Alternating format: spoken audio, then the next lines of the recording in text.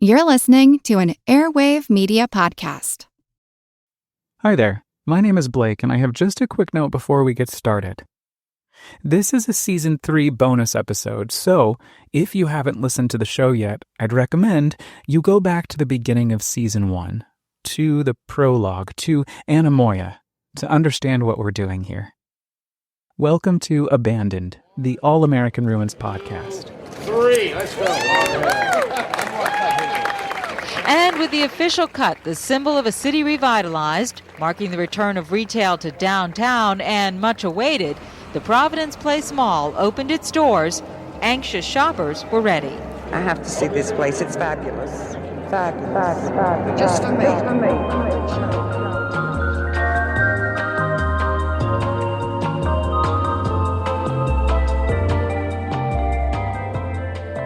I love exploring abandoned buildings.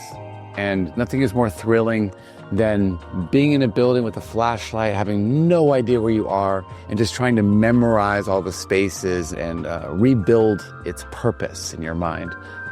And so, to watch the mall get built on my jogging route and making my guesses. That's a parking garage, that's a store, that's going to be storage. And at some point, there are spaces that pop up where I'm like, I don't know what that is. Functionally, it just doesn't make any sense. There was a space of particular note where they seem to store a lot of construction materials. 750 square feet of, I'm going to need to say the words, underutilized space. The exact same vocabulary that was used to describe our homes. They looked at our artist studios and they referred to it as underutilized space. And the argument for years was that they had a responsibility. The developers believed in their hearts that they had the right to develop our space. And having spent 2 years in conversations with them and city planners, I realized that confronted with underutilized space, as a citizen of Providence, I had a right and a responsibility to develop it. And that set off a 4-year adventure of building it out and turning it into a domestic living space.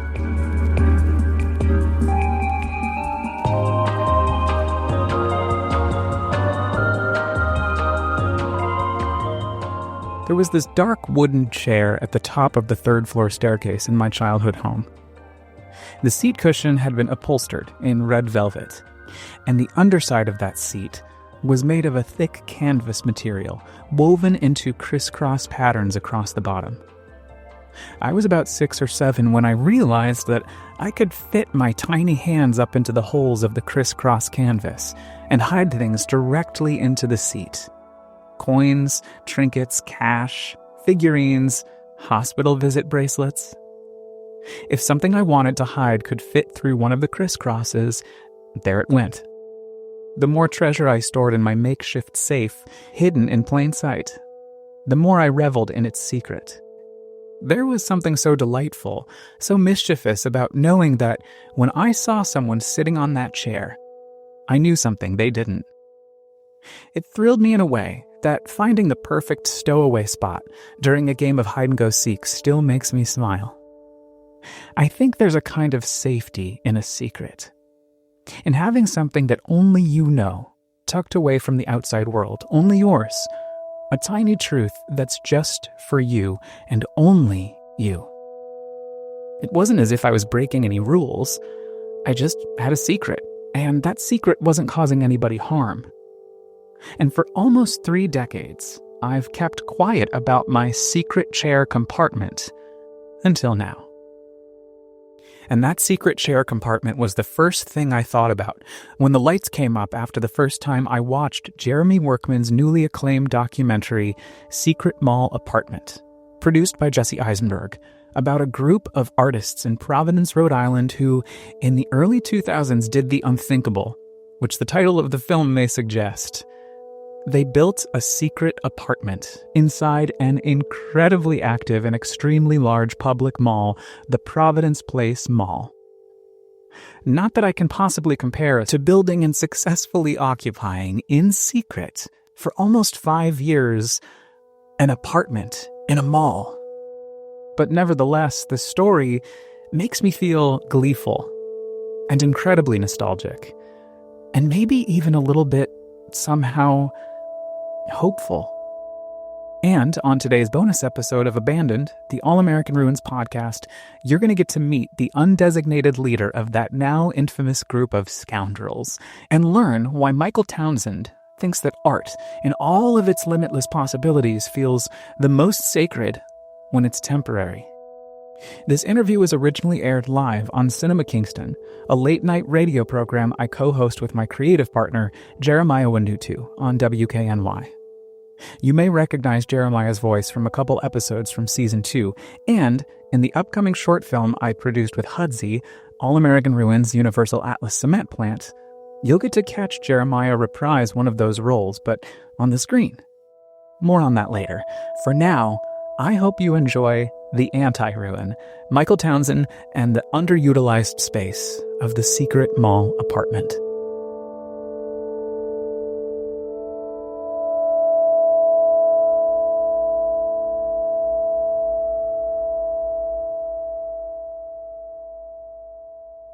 Michael, I'm so excited that you're here, and thank you so much for joining us here on Cinema Kingston.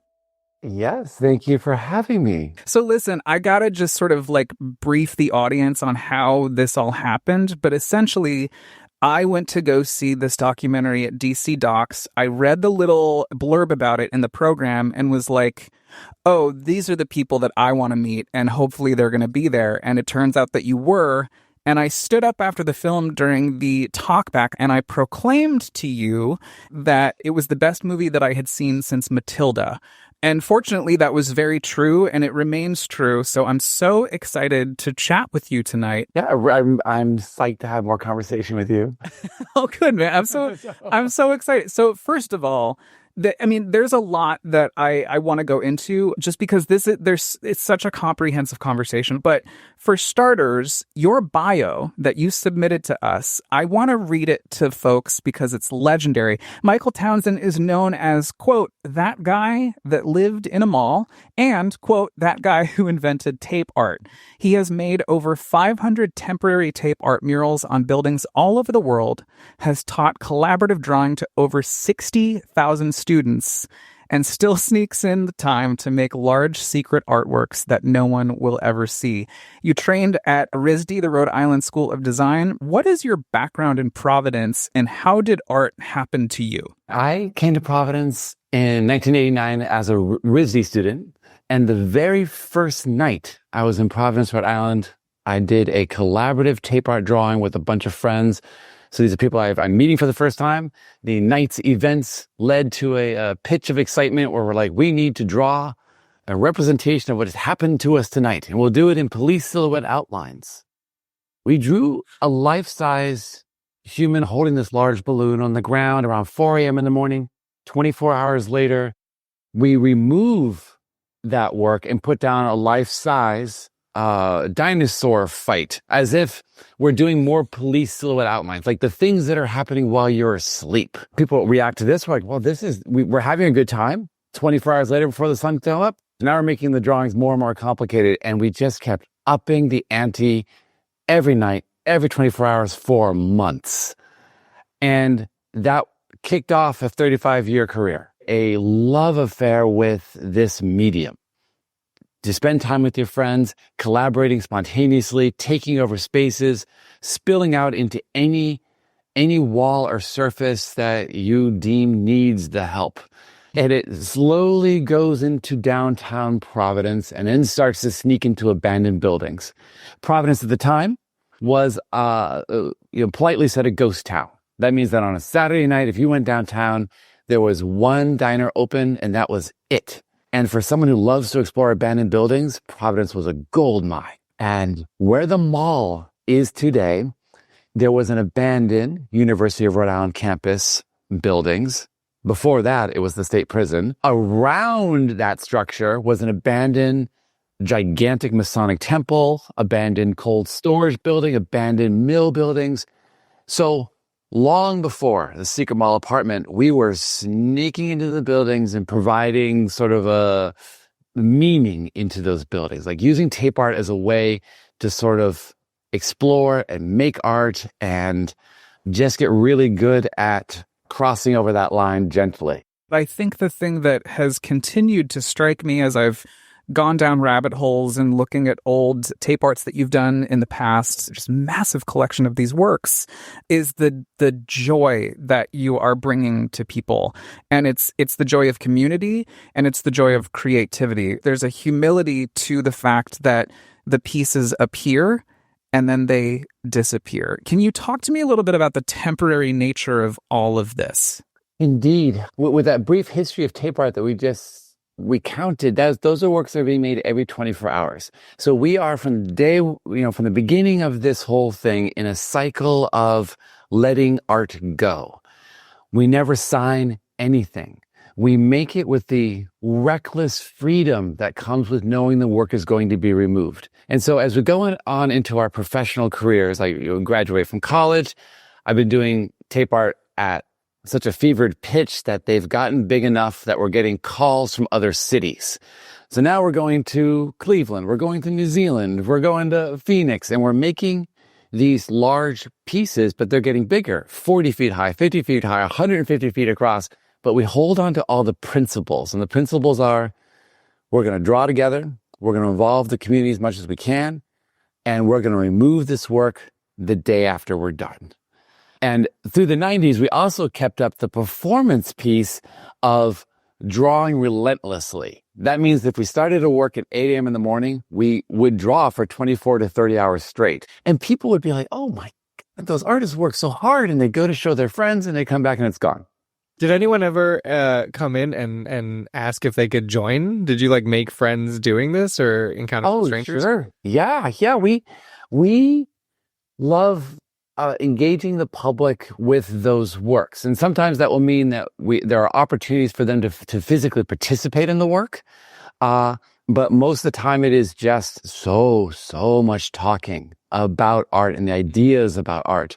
And people are very excited to see artists at work.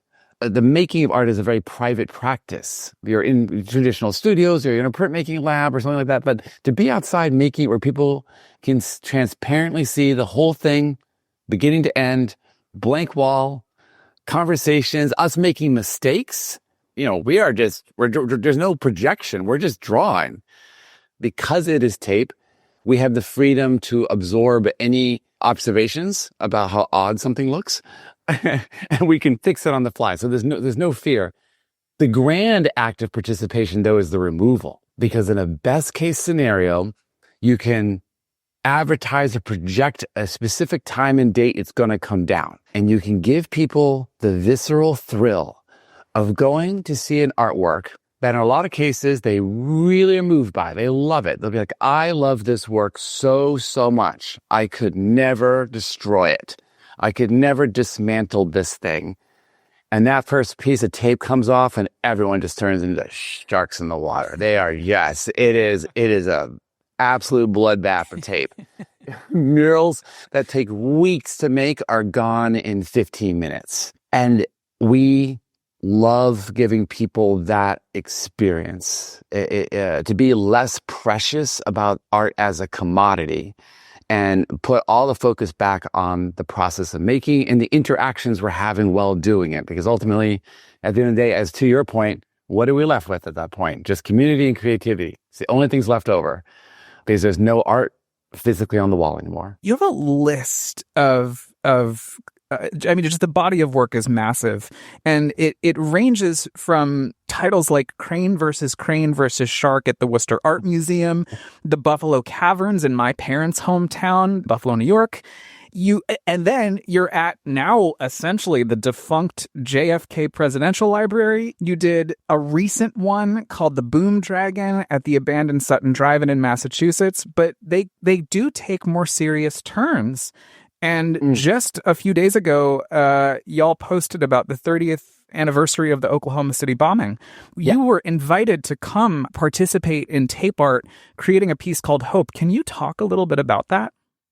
Yeah. So in 1995, me and my tape art collaborators at the time embarked on a national tour. We got just enough money to be like, we're hitting the road. And we did 29,000 miles of driving in 40 states in 6 months. And in the middle of this tour, we end up in Oklahoma City in the middle of April there for an arts festival when this tragedy occurs. The Air 15 Mural building is bombed, and we are in town.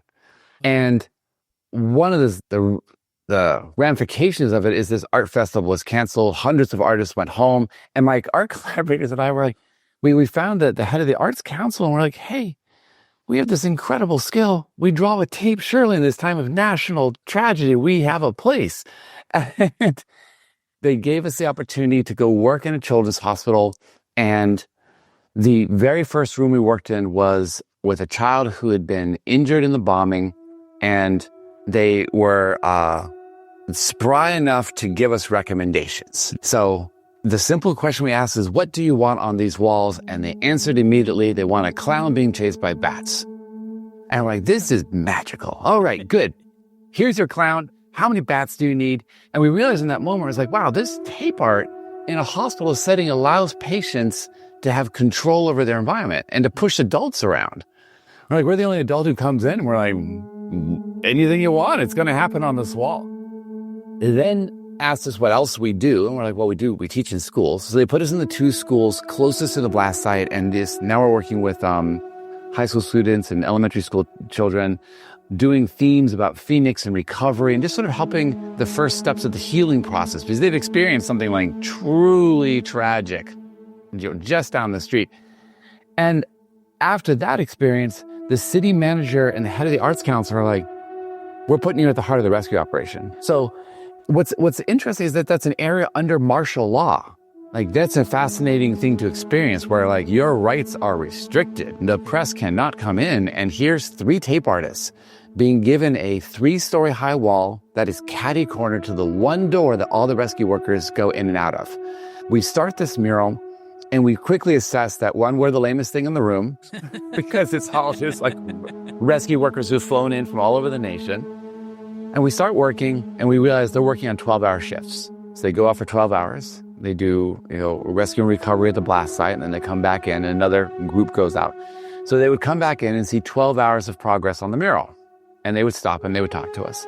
They'd sleep, and then here we go. 12-hour shift, new people talking to us. We stayed up for 58 hours straight because it was a once-in-a-lifetime scenario, and the drawing we were making was an ode to their work. We were drawing people making wings, and these are all life-size drawings. And there's a group of people at the bottom of this mural tying wings onto people and throwing them up into the air to take flight. And so for 3 stories, we have all these winged characters floating up, and the rescue workers were deeply moved by this. And this is pre-internet. This is, way pre-social media. This is 1995. We went to go remove this work, as we like to do. And for the first time in our entire career, somebody stepped in and said, no, you can't take it down. We're like, but we're like 24 hours. Like, no, the work will stay for as long as we need it. And we drove away, and we saw it on the news, like CNN, like every night for several nights, just traveling around the country. Our names weren't involved. Perfect. All they knew was just artists. That's all they knew, just artists, and they did something with tape. To their credit, the city manager, a year later, called us and said, Oklahoma City's official period of mourning is over. You can come take down your mural. We got in the car, drove from Providence to Oklahoma City. The mural was there, just like the day we had left it. If you leave them inside, temperature controlled. And we learned this idea that the art can serve a purpose in our absence. We don't have to be present with it in those types of circumstances. So that's the healing arts asterisk when it comes to tape art. And the movie, the Secret Mall Apartment movie, shows this work briefly. And so it's sort of the first time it's ever sort of been really broadcast or shown to a larger audience. And that experience that I've just described, and I was flowery about the description because it informs so many other things that happen in the movie. It informed our ideas about the power of art to heal. It kickstarts our work in hospitals. Within a year, we are now working in our local children's hospital on a regular basis. And it turns to weekly, bi-weekly, tri-weekly, because the power of this medium in those spaces was so potent.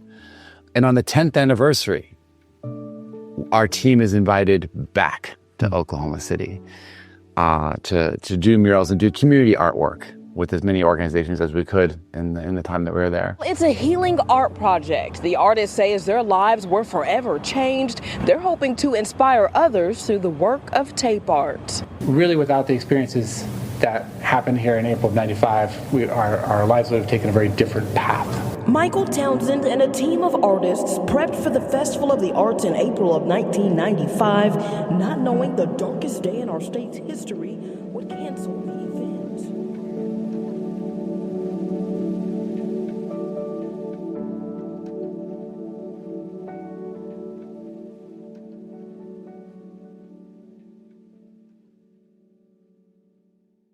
To me, the most moving moment in that entire movie is when we go into the tunnel and get to experience whatever that was that you created, and the fact that most people on planet Earth never actually got to experience it unless they knew how to experience it. Can you talk a little bit about that piece if you're comfortable with it? Just because I think the first time I saw it, I was so pinned to my seat by the movie itself that I couldn't even breathe. But when we saw it at Upstate Films, 2 weeks ago, I lost it. I was very, very moved. So if you could talk a little bit about it, I'm so curious to hear more. Yeah. In this movie, it shows briefly a sculpture installation project that I did in a large water drainage tunnel. So to picture that, you want to picture a rectangle that is 250 feet deep, 20 feet wide, and 6 feet high. And it is mostly just a concrete box all the way down, and then it opens up at the end, and it's because it's underneath some railroad tracks. It has water running in it all the time, about 1 inch of water, and it is gorgeous. It is a meditative space that doesn't need any human interaction to be like a pretty space to be in. The week I started tape art as an 18-year-old, I also found that space. It had a gate on the front, and I immediately went and bought a lock and chain, and I put a lock and chain on it. As a water drainage space, it had been dumping sand from all the streets above it into that space for, who knows, decades. So there was, in that space, about 1 foot to 2 feet of sand in some spaces. And for the next 10 years, I became a free city laborer. I cleaned it out completely. I made it so it was like the day it had been built. And any city official that went down and looked into that space in that time period would have been, I'm assuming, pretty thrilled. So 10 years of having that space, when I was 28 years old, I had a whole bunch of intense circumstances in my life that resulted in a 3-second epitome where I was like, oh, I'm going to leave my entire life in this beautiful rectangle, this beautiful tunnel space. And I'm going to leave myself there in my entirety as much as I can, and I'm going to move on. And so it became effectively a large self-portraiture piece. In the footage you see in the film, there's these wooden boxes you see hanging from the roof of this tunnel. And they're sort of coffin-shaped. But if you were to open those boxes up, you would find every single item I owned from the day I was born to my 29th birthday. So it's 29 years of my collective everything, as in go into your house and look at everything that you own and say, I'm going to get rid of it all. Every article of clothing, every letter you've ever received, every toy. And I spent the time to document every single object. I put them in plastic bags. The only three things that didn't go in: my car, logistics, my computer, because I was like, hey, that seems overboard. I want to keep my data, and negatives, but all the prints went in. So in that space was my entire life's work in objects. And then as you pass by them, you run into life-size sculpture pieces that are cast off of me, and those are the tropes of me. Those are 6 different versions of how I perceived myself, and I wanted to leave them there. And then I went and did casts of my friends and influences, the people who had molded me into who I am. And they're also in that space. And they're all suspended with ropes, and it's all designed to be submergible underwater if there's ever a hurricane. That did happen once. Like the entire project was completely underwater and it was all drained out properly. That project, I showed it to a total of 13 people, where I intentionally brought 13 people down. I was like, I want you to see this because it's important to me. And then I put a lock and chain on it and I walked away. And the fine people of Providence, the explorers that they are, the adventurers amongst us, found the manhole cover that is between train tracks, mind you, that you could pop open and drop down into a system of short tunnels that would bring you into the back of this space. And for 8 years, the explorer class of Providence made that a rite of passage. Maybe 3 or 4 years in, I was in San Francisco and I saw a zine and I was just flipping through it and it had a page where someone had handwritten top 10 secret places in the United States. And coming in at number 3, the body tunnel in Providence, Rhode Island. Nice. What? Yay. Excellent.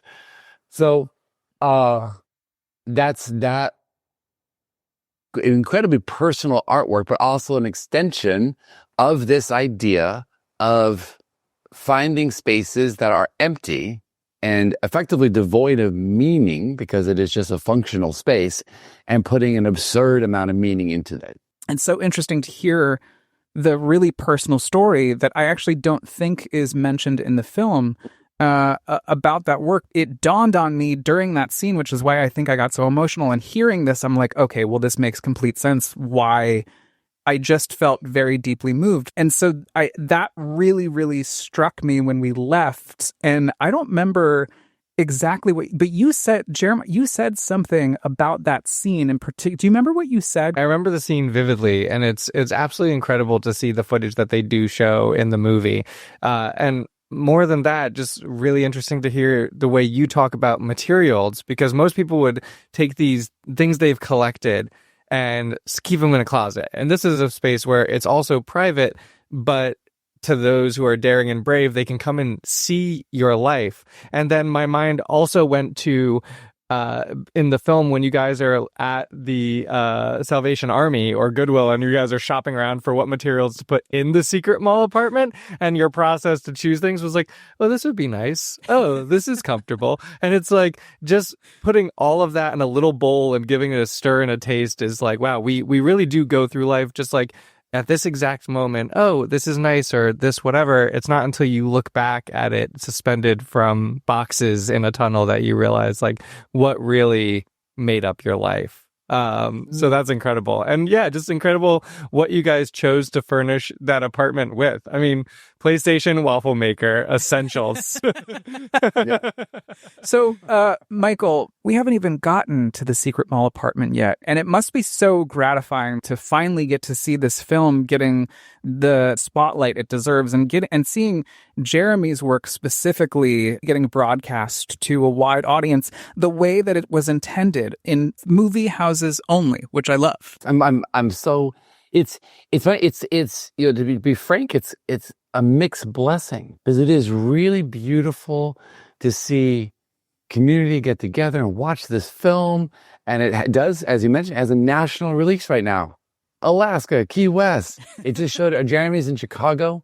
He was there last night. A theater that held 800 people, and it was packed. But I do want to say aloud too that these movies are getting released because documentary films are really hard to sell right now. There's a big change in the industry, and I'm no expert. I'm not a filmmaker. I'm not in that world, but there are a lot of filmmakers right now that are being sort of pushed into going through the trouble of releasing it, because it's a big deal to release something nationally. That's a lot of work. And for Jeremy, I know this is a big dive, and he's a one-man band in a lot of ways.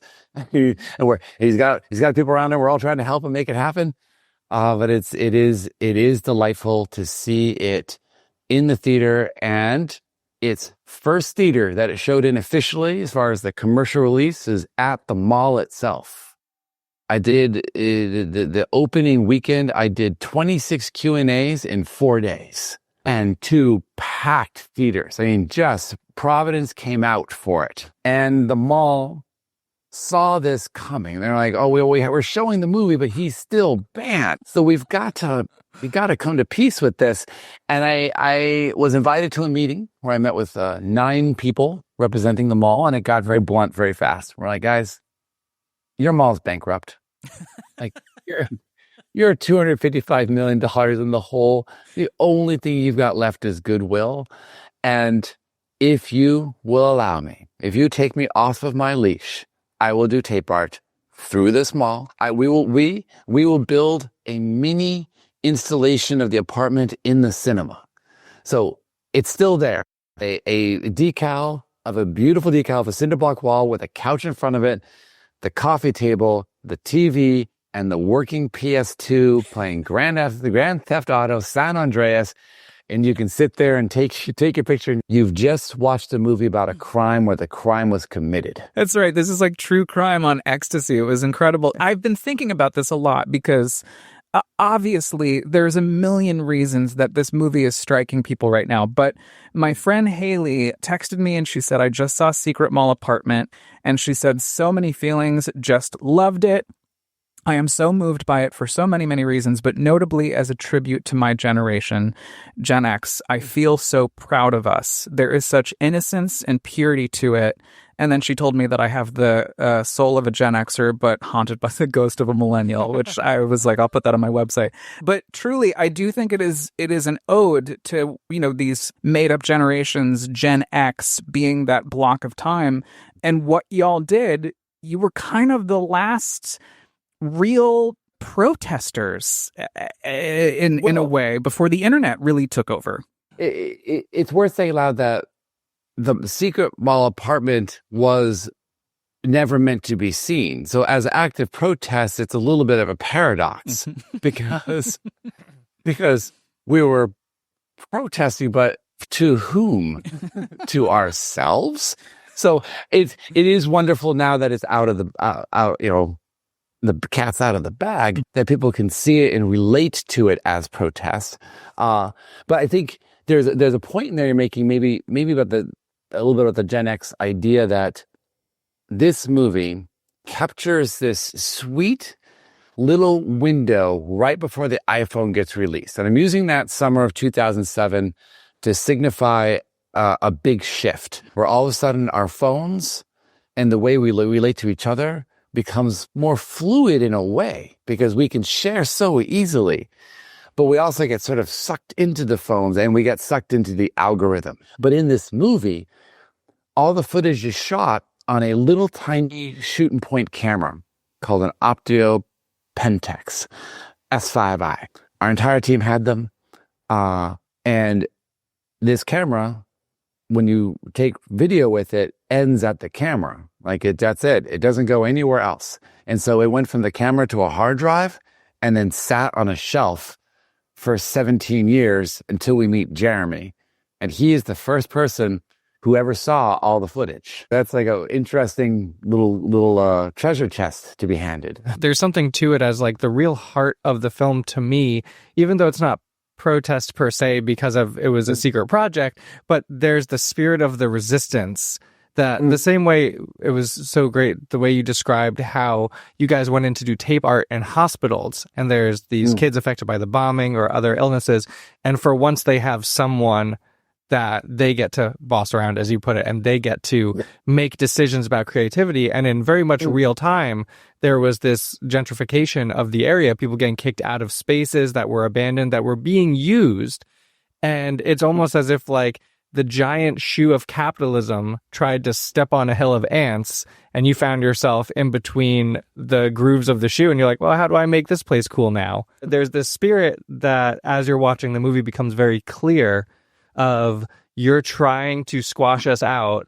Well, that's a place I can go. And there's such a strange parallel, too, because you're mentioning about the Providence Place Mall going bankrupt by 2025, the irony of the 17-year ban on your body being able to enter that particular space. It reminds me of Sumner Elementary in Topeka, Kansas, which was the school that all of the white kids got to go to and all the black kids had to go down the street, which is what erupted the Brown versus Board of Education Supreme Court ruling in 1954, Sumner Elementary, where all the white kids went, it's abandoned now. So I drove up to go check it out because I was driving through Topeka, and I showed up at this building and it's completely gated off. And I hopped on the Google and they were like, yeah, this is a permanently closed building. Again, the irony of this space and defining who is allowed to exist in a space and who is not allowed to exist in a space,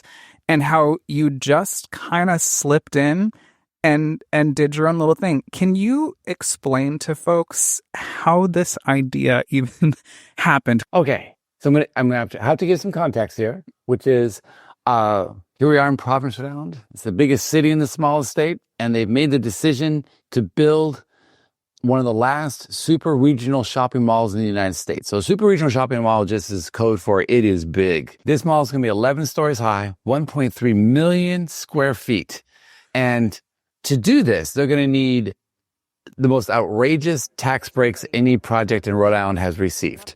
It will become the largest construction project in Rhode Island's history. It is a true undertaking designed to transform our downtown and the fortunes of our city. The shoppers and those attending opening ceremonies did have to pick their way through construction. The mall is, after all, only partially open.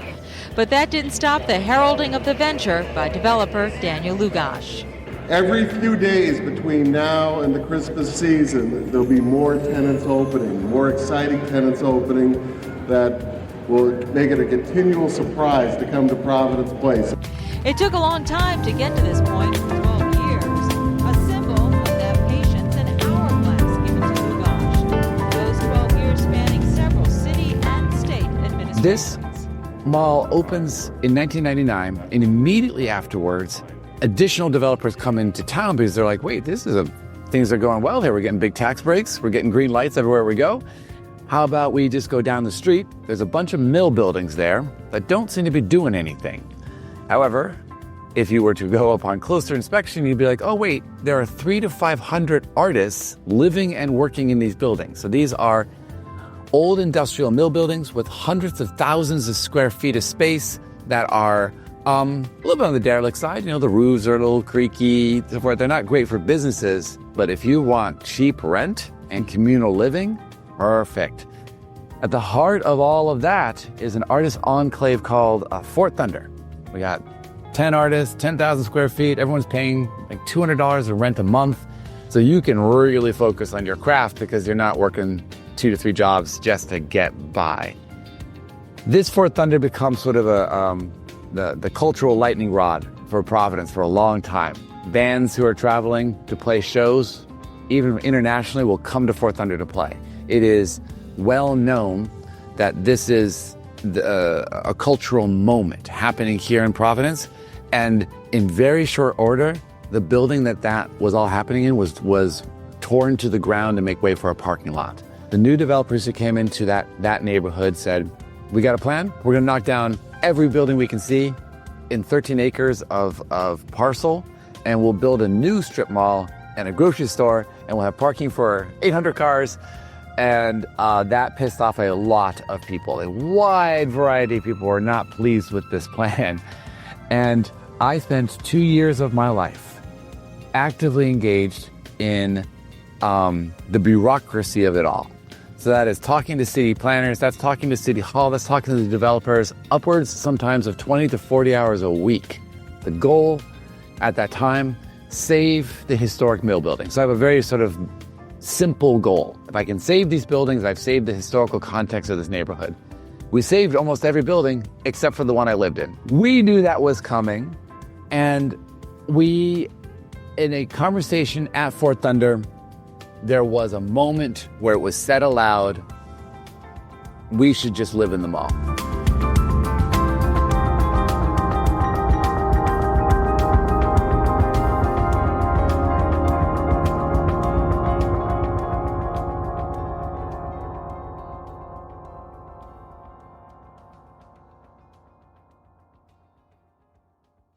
Like, if this is what our city's become, the largest building in Providence surely has a place that can accommodate us. And it was also at the time pointed out that I was the one who could probably blend in the most. I'll admit my feelings were a little hurt by that observation. So, but and this idea was on my mind for the years. I am protesting and fighting and trying to save these buildings. And so by 2003, the invitation is laid out before us, and we hear a radio ad that literally says, "Wouldn't it be great to live at the mall?"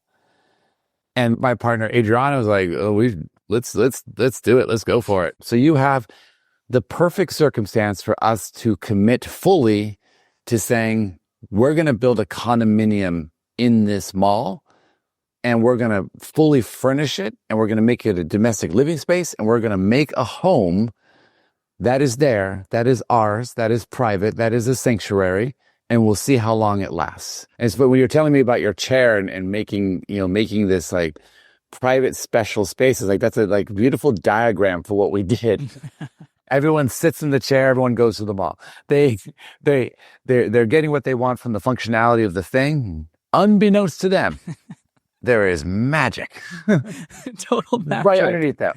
So you noticed something when they were building this mall, and it triggered something for you about, aha, maybe this plan actually could happen. What was that thing that you noticed? I love exploring abandoned buildings. And nothing is more thrilling than being in a building with a flashlight, having no idea where you are, and just trying to memorize all the spaces and rebuild its purpose in your mind. And so to watch a building get built on my jogging route, and I am not fast, and this is, several times a week, I am watching the making of it and making my guesses. That's a parking garage. That's a store. That's going to be storage. And at some point, there are spaces that pop up where I'm like, I don't know what that is. I have no idea. Like functionally, it just doesn't make any sense. Like it's not going to be in the pedestrian flow. And there was a space of particular note where they seem to store a lot of construction materials. Now remember, this is an 11-story mall. They're building it straight up, which means there's not a lot of land around them to store materials. So they're storing them within the footprint of the mall, and they are only storing materials on this space. They start skinning the mall, so they're putting the skin of the mall and that space disappears. But then right next to it, they build this towering cinder block wall, 7, 8, 9 stories. I mean, it is a beast of a wall, and it's delightful to watch it get built. But then a week or two later, they start building another cinder block wall right next to it with a 2 to 3 foot gap between them.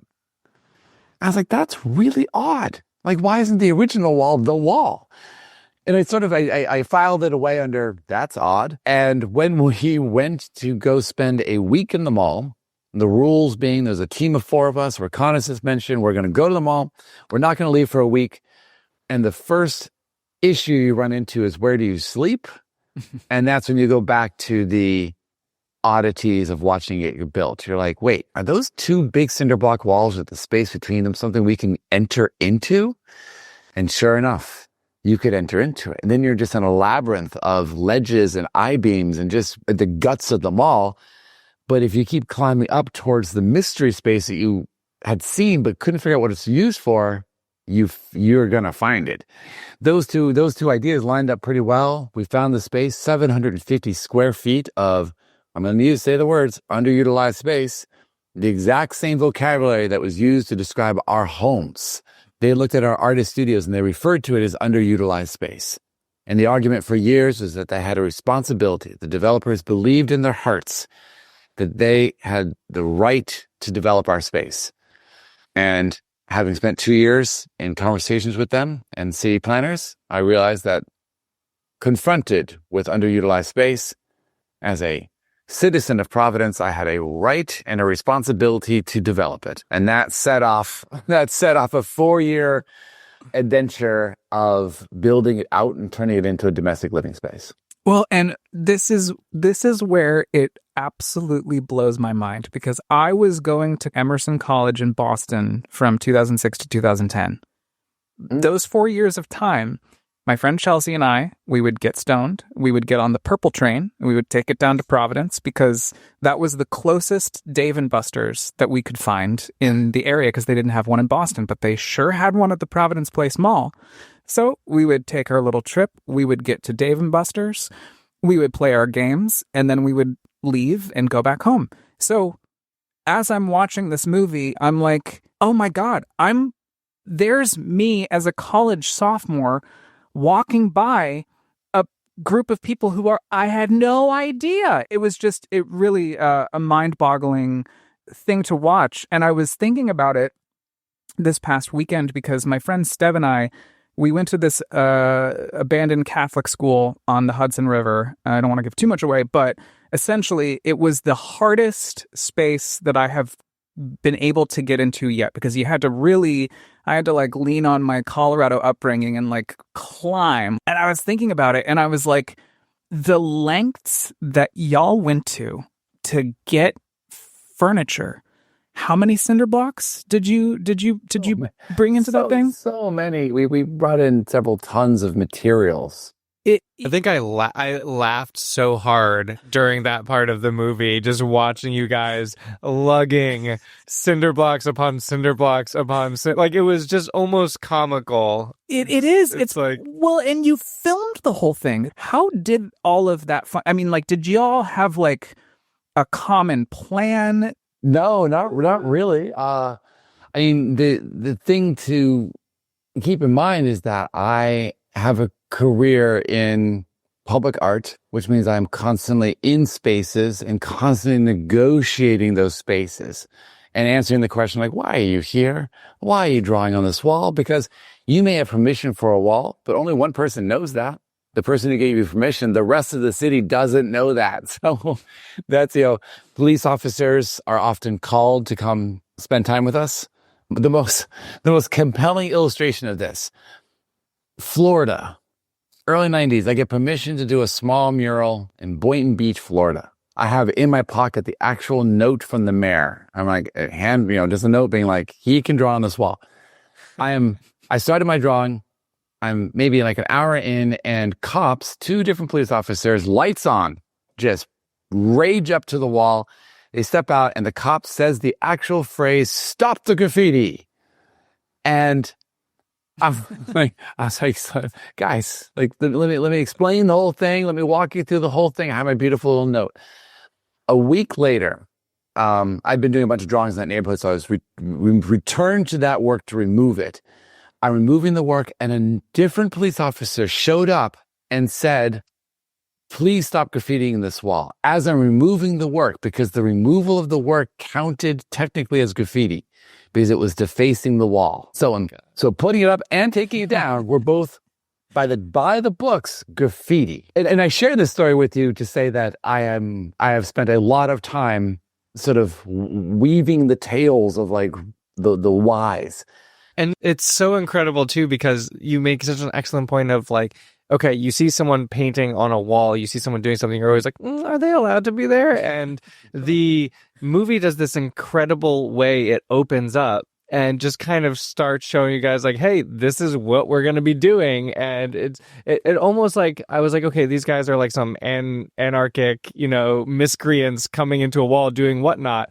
But then the movie takes pause to be like, hey, here's a little bit of a backstory about Michael Townsend. Here's all the work that they've done in the hospitals, what their tape art has done. And we spend this good amount of time actually then diving into you and your team to build so much sympathy, to build so much empathy, to really root for you, and then jumps right back in. And I remember right back into the story of the secret mall apartment. And I remember watching, just going, gosh, that was like so clever to give us that tease. Give us that tease of them getting into this space, to, claiming it as their own, to let us build up judgment and then come in. What another piece of this that I loved is sort of the equitability of the characters in the film, because it wasn't just you. It was an actual team of human beings, all of whom really had to put in equal amounts of legwork to make this thing happen. Amen. And it's a beautiful team of people. I mean, honestly, that might be the part of the movie that is the most striking, is just like this smorgasbord, sort of like a palette of humanity unfolding before your very eyes with the various people who were on that team. And it's like you said also too, this is a tough one because you really don't want to give too much away, because the whole point of going to see the movie is getting to experience the utter joy that unfolds before your eyes as the plan unfolds. But how did y'all wind up meeting? It's a wide range of people. When this project started, I had done some teaching at RISD starting in my late 20s. And so by the time this project is underway, there are people who are students of mine who I had met before and stayed friends with for years. So we have people in their early 20s. Some of them are still at RISD at the time. There are people in their mid-20s. I'm in my early 30s, and the thing that sort of started the whole thing was the New York City project. This is as close as we can get to the base of the World Trade Center. You can see the firemen assembled here, the police officers, FBI agents, and you can see the two towers. A huge explosion now raining debris on all of us. We better get out of the way.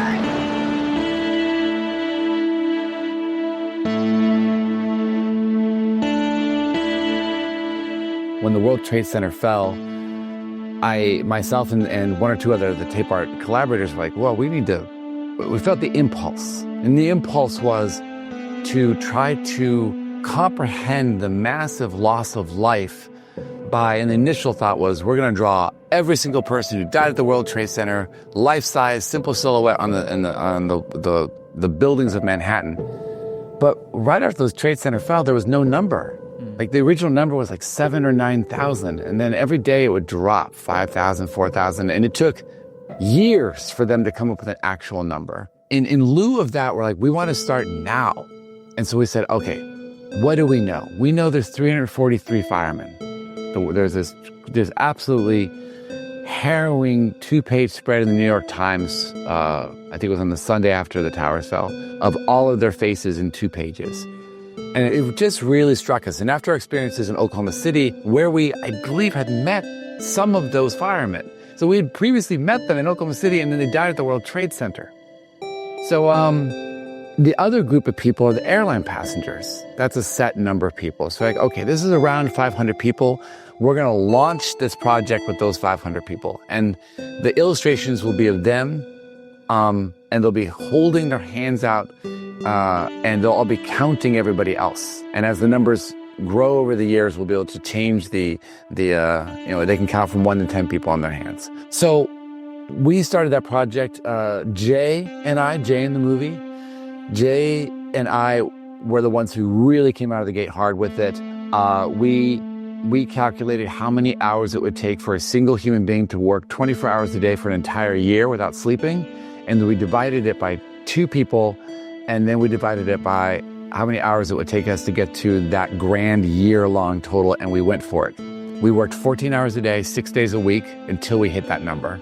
And Colin in the movie grew up in Manhattan. He's from Midtown. The 3 of us are sort of getting the party started. And then anyone who came to our spaces where we're working on this was like, what are you guys working on? They got rolled into it. So it just snowballed until we had that group of 8 people. And that's the answer to like, why that team?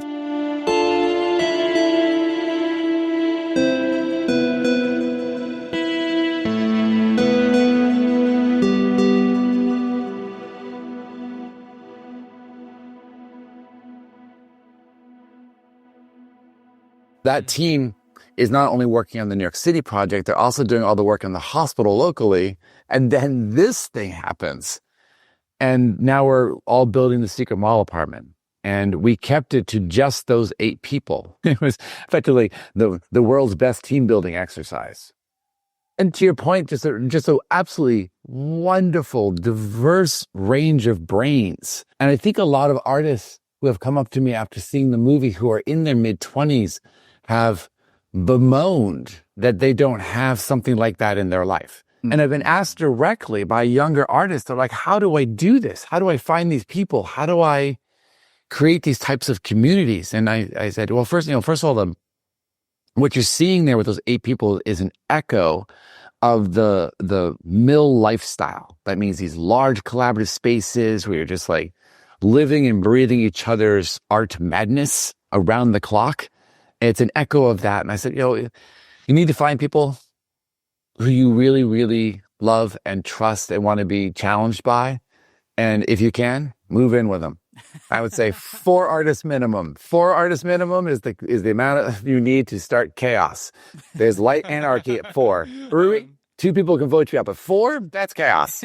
So start there. Go bigger if you can. The economics make more sense, but the social side of it is what you're after because you want to be able to challenge each other. And the mall space becomes, despite the lunacy of it all, becomes the peaceful place. That's the sanctuary. That's the place of sort of like of resolve. When people ask me, what is it about abandoned spaces that you love so much?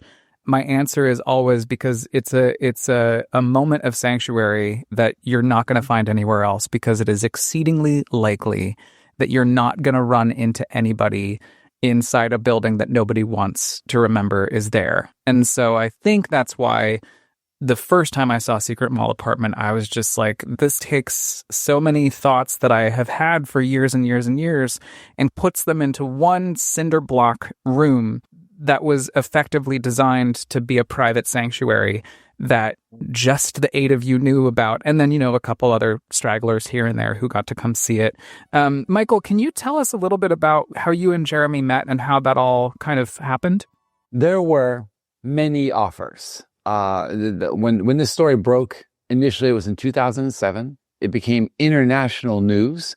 And with that came a deep interest in turning it into movies, books, TVs. And our team of artists decided, this story as narrative is doing just fine on its own. Spreading through the news, spreading through word of mouth. We're going to turn everything down. And we did. And this went on for like a solid 17 years.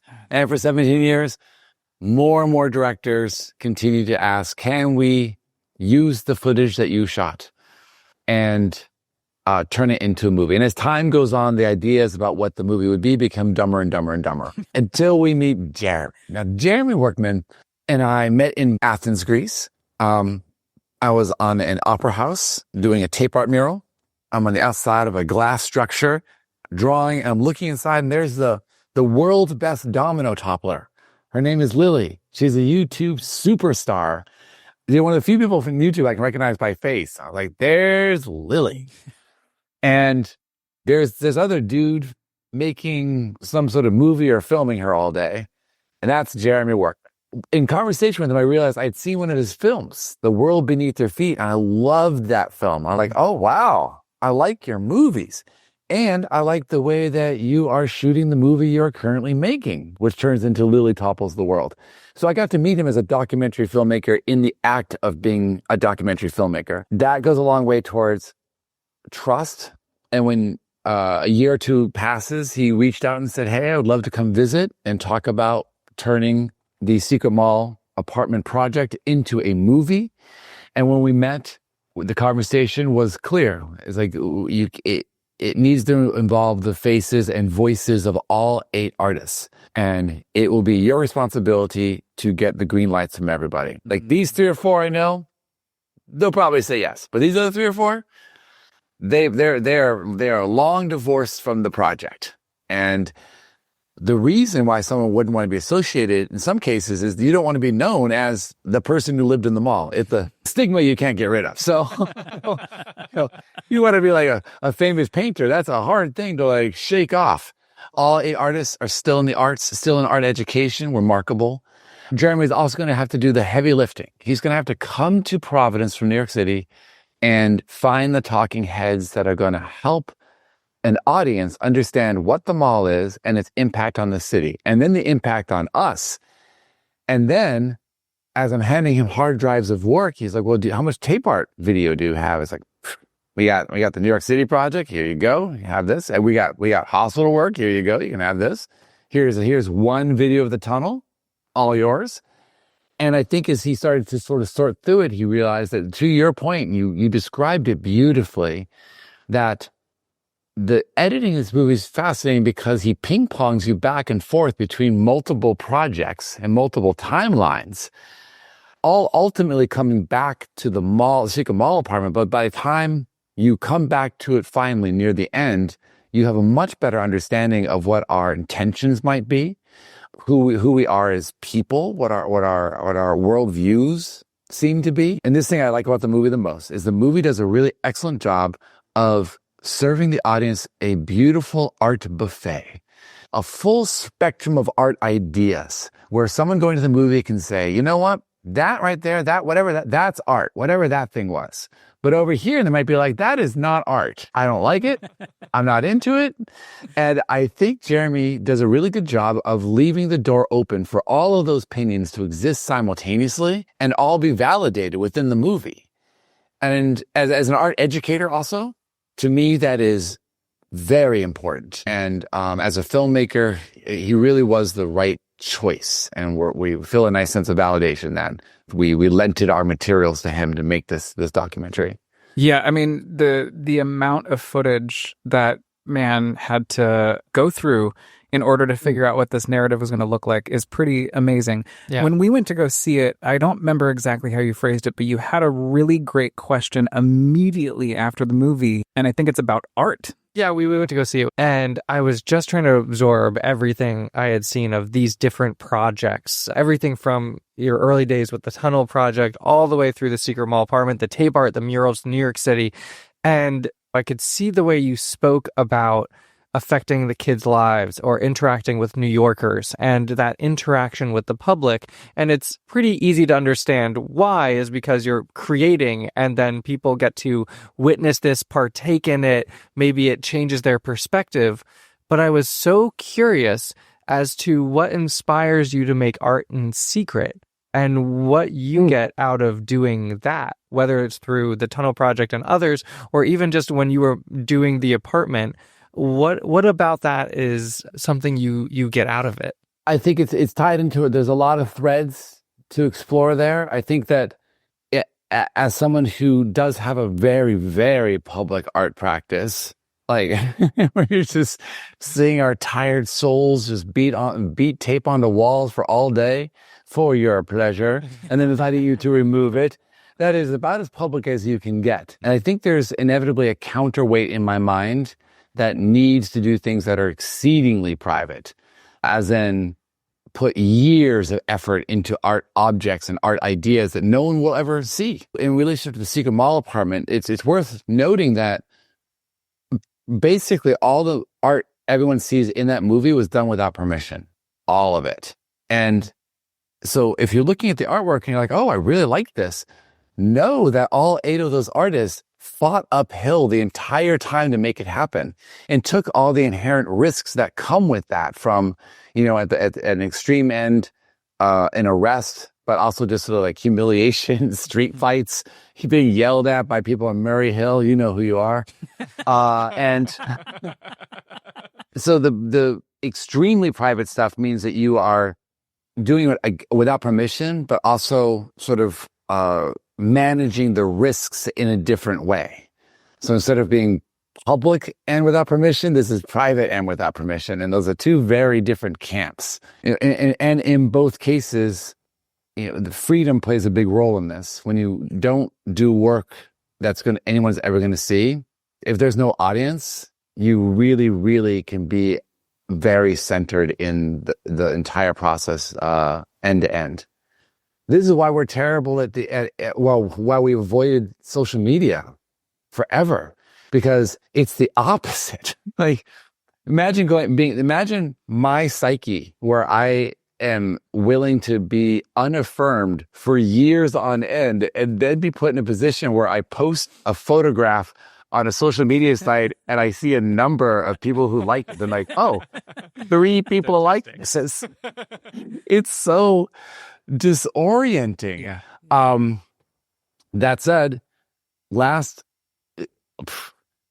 we had a museum job a couple of years ago for tape art where we were negotiating this museum job. We got all the way to the point where we're going to be there for a week. We're going to make these murals, work with these communities.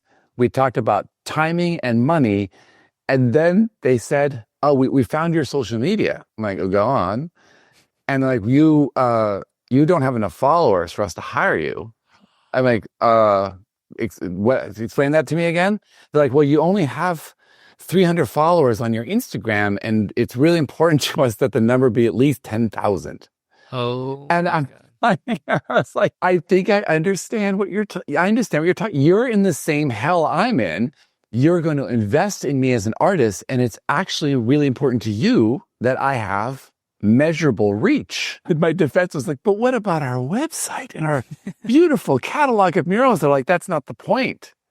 The point is that you're participating in the algorithm. And we are now. We did it. It took me, I'm not exaggerating, it took me and Leah 3 years to psych ourselves up to be like, now we post to Instagram. If you go to @tapeart on the Instagrams, there we are participating. We're showing you the work we do in psychiatric facilities, in schools, in murals, flashbacks, flash forwards. We're putting our faces out there. It is a nightmare psychologically for me. It is a space that I do not, I'm learning. I'm getting there. But it is such a drastic contrast to everything you see in this movie. Because this movie lives completely off the grid. All the actions that we're doing are of note. The editor said when they went through the footage of us filming ourselves, that of the 8 people, no one ever looks at the camera once. For years of documentation, and everyone got used to me sort of holding the camera at arm's length and documenting. But even when the camera was put on shelves and so forth, no one's performing. It is hyper voyeuristic. And you feel that when you see the footage sometimes. Like I feel embarrassed when I see the footage because I'm like, wow, that is the cadence of someone talking to a friend who is not aware that they're being filmed. There's a deeply personal, I'm not going to give it away, but there is a deeply personal moment in that movie that is so striking. And as a viewer, there was a moment where I was like, wait, we are watching as raw a footage as you could possibly watch. Just that thought of, wow, Michael and this team of 7 people, they had to be okay with the fact that all this footage that they never intended to go anywhere but with the 8 of them is now going to be available for public consumption. And I gotta say that probably took a lot of bravery. Honestly, social media, like it's such a disconcerting and, as you said, discombobulating place, because it does prevent people from going and trying to do a thing like write a book.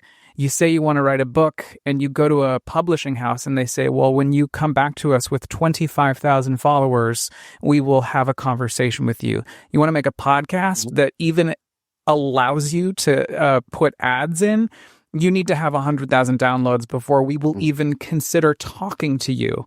And that is very disconcerting, and it shouldn't be the thing that gets an artist to make what they want to make. That is our group project right now. Everybody is participating. And so if you say to me, I'm still working on projects that are definitely private and may never be seen by anybody, and I can't imagine what these ones I'm working on now that they would ever cross the threshold into social media. And maybe that's it too. Maybe it is just like having something for yourself that is just for you and has nothing to do with ego and nothing to do with any sense of pressure or anxiety about having to show it to people. There is something very freeing in that. And you said it so well, a counterbalance to your public art. And I mean, there's something to be said too about, like, if you do it for a living, there's the pressure of meeting your expectations, your client's expectations. What's this final thing going to look like? But then when you just take all that stuff away, you get to silence all the noise and just listen to that creative generator that is like working through you. That's just good advice for everybody. You just gave a really excellent art therapy advice for all doing this. And you can hear that and more every Wednesday from 5 to 11. Michael, can you explain to folks how they can get in touch with Tape Art and how they can engage with your amazing project that you and Leah Smith are still working on to this very day? The movie. My gosh. secretmallapartment.com. If you go to secretmallapartment.com, you will see the list. And the list is long and maybe even a little confusing. Do not give up.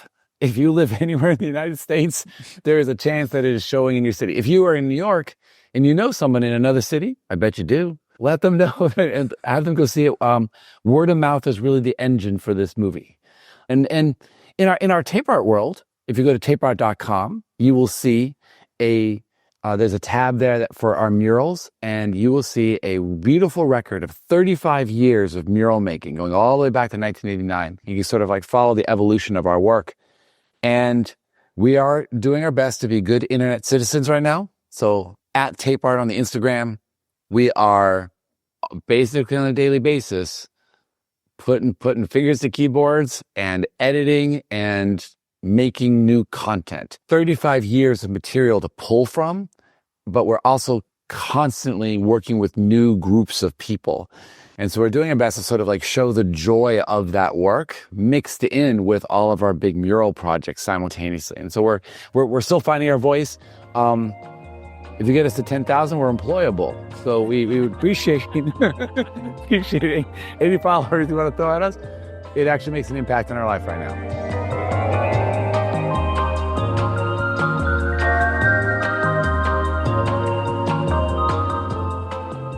If you're just tuning in, welcome to the third season of Abandoned, the All-American Ruins podcast. Join me every other week as I take you on an immersive sonic journey, recounting my expeditions of abandoned spaces across the United States, which I transform into fantastical audio experiences that allow you, dear listener, to dive into my imagination with me, or maybe inspire you to go out and use your own. We've only got 2 more episodes left on Season 3, so if you don't want to miss it, please subscribe on Apple Podcasts, Spotify, or wherever you get your podcasts. And please rate and review. It actually truly does help for real.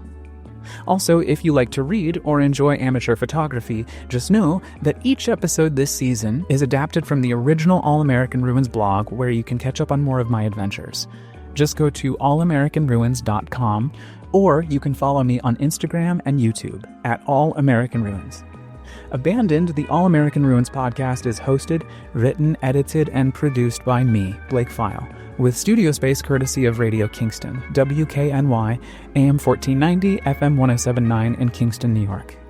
Special thanks to Ida Hakala, Jimmy Buff, and Manuel Blas for the mentorship and encouragement, to you, the listener, for taking the time to explore these abandoned spaces with me, and Michael Townsend, thank you for your time, talent, and your service.